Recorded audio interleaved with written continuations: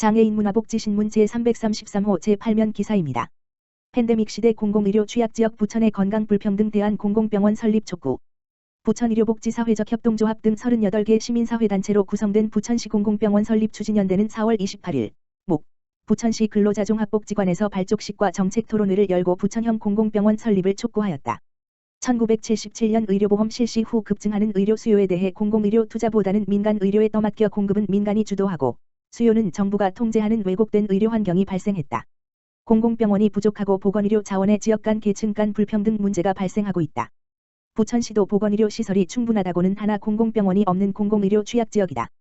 부천시는 여러 개의 종합병원을 보유하고 있어 민간 보건의료 시설이 충분하지만 의료 공공성이 부족하다. 코로나에 감염된 부천 시민은 코로나 전담 공공병원 없어서 다른 지역으로 이송하여 입원 치료를 받는다.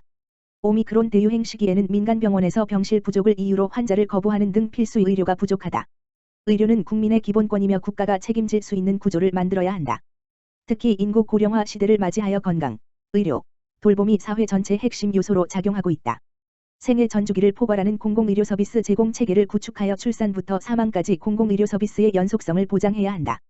코로나 감염병 위기를 겪으면서 시민의 인식도 많이 달라져서 공공의료의 필요성을 절감하게 됐다. 부천 시민 2256명을 대상으로 한 설문조사에서 98%의 시민이 공공병원이 필요하다고 답했다. 공공병원이 필요함에도 불구하고 공공병원이 없는 이유에 대해서는 지방정부와 시민의 무관심 때문이라고 보았다. 이에 공공병원 설립을 위한 부천시민행동 300번지이 결성됐고 이를 기반으로 부천시민들의 목소리를 모아 부천형 공공병원 설립을 촉구하는 시민추진위원회, 상임대표 손인환, 조규석가 만들어졌다. 시민추진위원회는 부천 시민의 건강과 생명을 책임지는 공공병원을 설립하기 위한 시민행동에 나설 예정이다. 또한 부천 보건의료 현황을 연구하고 개선하기 위한 정책개발뿐 아니라 공공병원을 설립하기 위한 조례제정운동, 대시민 홍보활동을 펼쳐나갈 계획이다.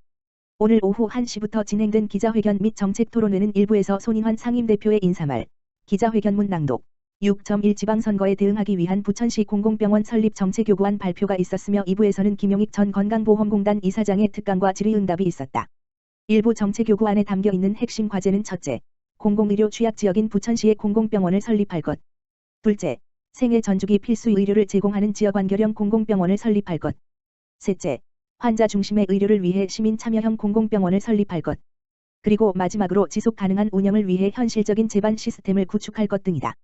조규석 상임대표의 사회로 진행된 2부에서 김용익 전 건강보험공단 이사장은 부천 시민의 건강과 공공의료라는 제목의 특강을 통해 부천은 노인, 장애인 인구 비율이 높고 출산율이 낮으며 건강 수준과 건강 행태는 경기도 평균과 차이는 크지 않으나 일관되게 나쁜 상태이며 의료시설과 인력은 전반적으로 풍부함에 비해 총진료비의 27.5%가 다른 지역으로 유출되고 응급, 심뇌혈관 진료 등의 필수 의료 충족도는 낮은 편이다라고 부천의 의료 현실을 진단했다.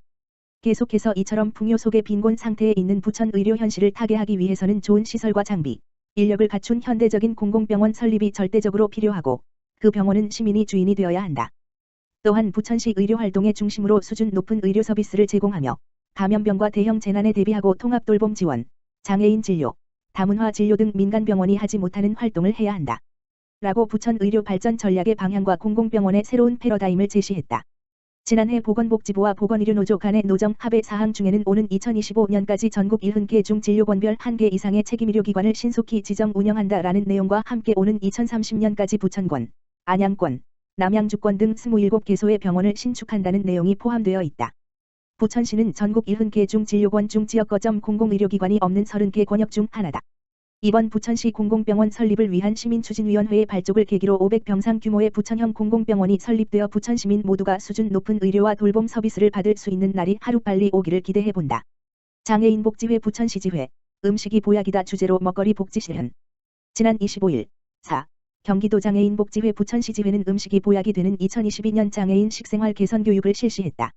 이번 교육은 식품 선택, 조리, 식습관 등에 대한 교육을 통해 자발적으로 생활 속 잘못된 식습관을 개선하고 올바른 식생활을 실천할 수 있도록 돕는 식생활 교육으로 노인이나 장애인 중 씹거나 삼키는 데 어려움을 겪는 식사 곤란자나 경제적 어려움으로 영양이 불균형한 분들에게 도움을 주고자 마련됐다. 영양 있고 균형 잡힌 메뉴를 구성하고 조리하는 방법, 쉽게 식사하는 방법 등을 통해 중증 장애인 어르신 및 취약계층에게 먹거리 복지에 대한 중요성을 강조하는 의미 있는 시간이었다. 4. 한국식생활문화협회 최봉선 강사는 음식에 들어간 정성과 식사 한 끼가 내게 오기까지의 수고와 고마움을 늘 생각하고 한 수저의 밥과 나물도 좋은 약이 된다고 생각하면서 골고루 먹어야 한다고 당부했다. 이번 교육을 주최한 경기도장애인 복지회 부천시지회 김병성 지회장은 혼자 된 중증장애인 어르신이나 경제적 어려움에 처한 장애인들이 영양 불균형 식사로 건강을 잃어가는 것을 접하면서 안타까웠는데 이런 교육을 통해 장애를 갖고 계신 많은 분들이 건강한 삶을 되찾았으면 좋겠다고 소감을 밝혔다. 부천시 장애인인권센터 원미경찰서 발달장애인 전담경찰관 대상 발달장애인 이해 및 인권교육 실시. 부천시는 지난 4월 25에서 26일 이틀 동안 원미경찰서 본관 대강당에서 발달장애인 조사 전담 경찰관을 대상으로 발달장애인에 대한 인식개선 교육을 진행했다고 밝혔다. 이번 교육은 원미경찰서에서 시행 중인 발달장애인 조사 전담 경찰관 운영 강화 계획에 따른 요청으로 사건 조사 과정에서 발달장애인에 대한 편견을 제거하고 발달장애인의 이해와 인권을 존중하는 바람직한 자세를 확립하기 위해 마련됐다. 강의는 부천시 장애인인권센터 류재구 센터장의 강의로 진행됐다. 발달장애의 개념 및 발달장애인과 소통하는 방법, 조사 과정에서 발달장애인에 대한 이해를 도울 수 있는 다양한 사례 등을 알기 쉽게 설명해 경찰관들로부터 공감을 얻었다. 메타버스 시대의 인권, 웹툰으로 만난다. 수원시가 인권 웹툰 수원시 곱하기 쌓인 단호리의 인권탐구 일기 5번째 이야기 메타버스 시대의 인권을 제작했다. 수원시는 시민들이 일상에서 겪는 인권 문제에 대해 생각해 볼 수 있는 내용을 담은 인권 웹툰 수원시 곱하기 쌓인 단호리의 인권탐구 일기를 수원의 청년 예술인 단호리 작가와 함께 제작해 지난해 4월부터 배포하고 있다. 올해 처음으로 제작한 메타버스 시대의 인권에서는 차세대 플랫폼으로 주목받고 있는 메타버스의 개념을 설명하고 메타버스에서 발생할 수 있는 인권 침해 사례, 메타버스 시대 인권의 과제 등을 소개한다. 메타버스 시대의 인권에서는 메타버스에서는 현실과 가상 세계의 경계가 모호해지는 만큼 현실에서 발생하는 문제점이 똑같이 일어날 수 있다며 개인의 인권이 침해되지 않도록 기존의 법과 제도도 새롭게 논의돼야 할 때라고 말한다. 수원시 곱하기 쌓인 단호리의 인권탐구 일기의 줄거리는 수원시 인권담당관과 단호리 작가가 기획회의를 거쳐 설정한다. 주요 내용은 시민들이 일상에서 흔히 경험할 수 있는 인권 문제다. 지난해 4월 첫화 코로나19, 같은 위기 다른 세상을 시작으로 12월까지 이상한 주민, 이웃주민, 이주민, 장애인, 낯설어 보여도 우리 노인여모, 공감하시나요? 등 4편을 제작했다. 올해는 뉴노멀 시대, 새롭게 떠오르는 인권 이슈와 미래 변화를 대주제로 12월까지 인권 웹툰 4편을 제작해 시민들에게 공개할 예정이다. 인권 웹툰은 수원시 홈페이지 https://www.suan.go.kr 인권교육 게시판과 수원시 SNS 채널 등에 게시하고 인권 관련 기관 교육 단체 등의 전자우편으로 발송한다. 수원시 주관 인권교육 자료로도 활용한다. 수원시 평생교육실무협의회 신규위원 위촉. 수원시 평생교육을 활성화하고 제16회 수원시 평생학습축제를 이끌어갈 수원시 평생교육실무협의회가 본격적인 활동을 시작했다. 수원시는 4월 29일 권선구 경기상상 캠퍼스에서 수원시 평생교육실무협의회 위촉식을 열고 신규 위원들에게 위촉장을 수여했다. 평생교육실무협의회는 김은주 수원시 교육청소년과장, 위원장 등 당연직 1명을 비롯해 평생교육 실무 경험이 풍부한 학교 교사, 평생학습기관 시설 단체 관계자 등 위촉직 19명으로 구성됐다. 위촉직 임기는 2년이다. 평생교육실무협의회는 관내 평생학습 관련 기관과 협력체계 구축 평생교육 공동사업 운영 평생교육 프로그램 개발 수원시 평생학습축제 기획추진단, 가칭, 활동 등에 참여한다.